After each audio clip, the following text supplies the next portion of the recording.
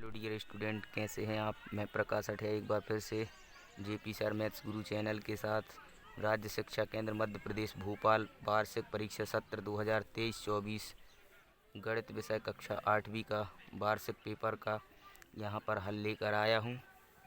आज 7 फरवरी को जो पेपर था, चलिए देखते हैं किस प्रकार का पेपर आया है। पहला यहां पर सही विकल्प के रूप में जो था, यहाँ हमें लिखा है परिमेय संख्या, इधर क्वेश्चन मार्क का चिन्ह है, इसका युज्य प्रतिलोम तत्समक है। युज्य प्रतिलोम तत्समक का मतलब होता है किसी भी संख्या में एक ऐसी संख्या जोड़ें ताकि उसका मान परिवर्तित रहे। जैसे 3 है, 3 में यदि हम 0 को जोड़ देंगे तो उसके मान में कोई अंतर नहीं आएगा, इसलिए इसका जो राइट ऑप्शन था हमारा ये सी नंबर वाला था, 0। मतलब 0 जो है वो युज्य तत्समक कहलाता है।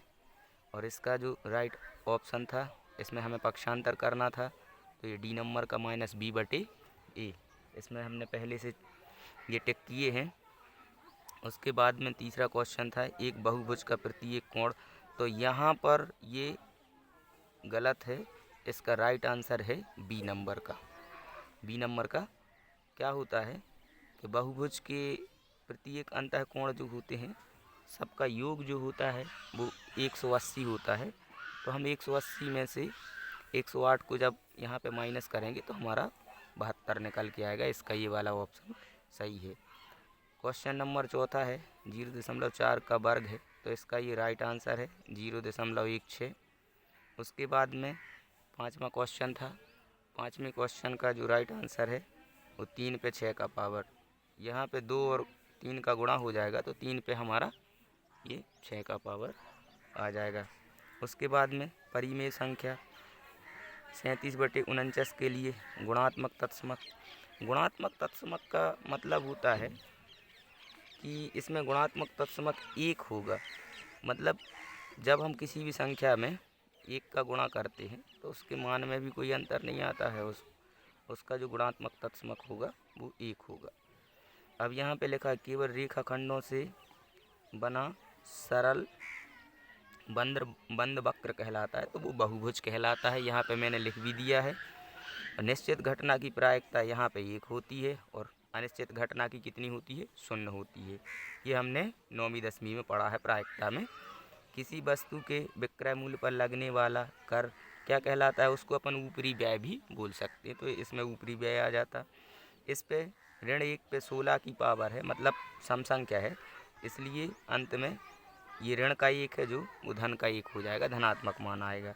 उसके बाद में यहाँ पर 11वां क्वेश्चन 12वां क्वेश्चन लिखा है समांतर चतुर्भुज ABCD के एक कोण की माप 45 अंश है, तो शेष तीनों कोणों की माप ज्ञात कीजिए।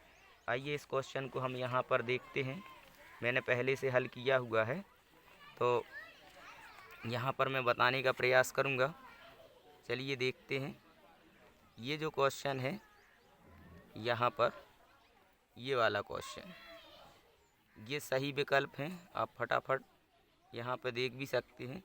ये हमने एक चतुर्भुज बनाया, ABCD चतुर्भुज बनाया, चूँकि बहुभुज है, इसके आमने सामने के कोण बराबर होते हैं। एक कोण हमें दिया था 45, D बराबर 45 है, तो B का मान भी 45 होगा। और यहाँ पर चूँकि इसके चारों अंतः कोणों का जो योग होता है वो 360 होता है, तो हमने लिखा माना ABCD एक समांतर चतुर्भुज है, और हम जानते हैं कि समांतर चतुर्भुज में आमने सामने के कोण कैसे होते हैं, बराबर होते हैं। ये लिखा हमने।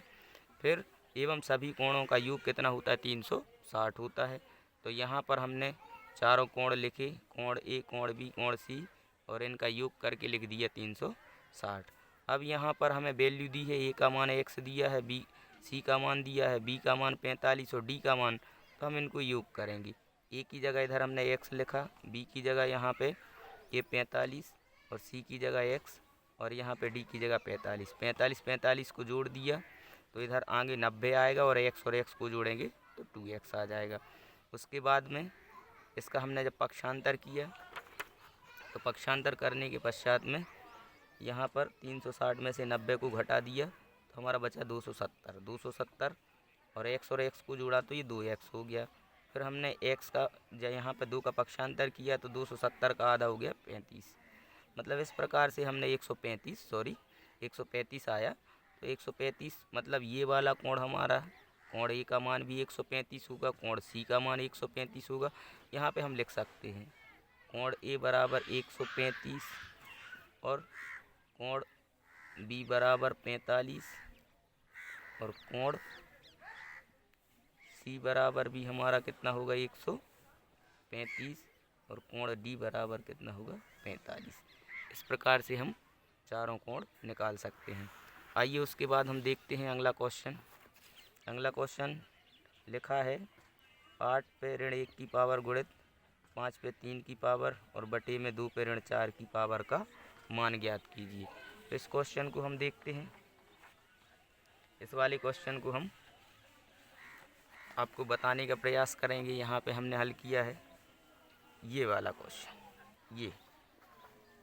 ये यहाँ पर लिखा था 8 ऋण 1 और इसको हम क्या करेंगे 1 के बटे में ले जाएंगे तो ये माइनस की पावर प्लस में हो जाएगी और ये 2 पे ऋण 4 की पावर है, इसको हम ऊपर लेके जाएंगे तो ये प्लस में हो जाएगा। 5 पे 3 की पावर का मान होता है 125 और 2 पे 4 की पावर का मान होगा हमारा 16। 8 को 2 बार इधर कट हो जाएगा, 125 का दोगुना हो जाएगा 250। तो इस प्रकार से हम इस क्वेश्चन को भी कर सकते थे। उसके बाद में अगला क्वेश्चन यहाँ पर दिया है। अगला क्वेश्चन जो 14वां क्वेश्चन है उसको भी आप फटाफट देख लें। यहाँ पर ये 14वें क्वेश्चन का हल है। यहाँ पर त्रिज्या गुणा करने के बाद में h का जो मान निकल के आया है ऊंचाई 21 मीटर निकल के आई है। तो ये वाला क्वेश्चन था 14 मीटर ऊंचे एक बिजली के खंभे की छाया 10 मीटर है। समान स्थिति में उस पेड़ की ऊंचाई ज्ञात कीजिए जिसकी छाया 15 मीटर हो। एक क्वेश्चन और था ये 15वां क्वेश्चन यहाँ पे मैं आपको बताने वाला हूँ। इसका जो हल है मैंने यहाँ पर सभी प्रश्नों के हल पहले से कर लिए हैं तो आपको यहाँ पे बताऊँगा मैं। आइए चलते हैं 15वें क्वेश्चन की ओर। हम क्या करेंगे 7 का हमें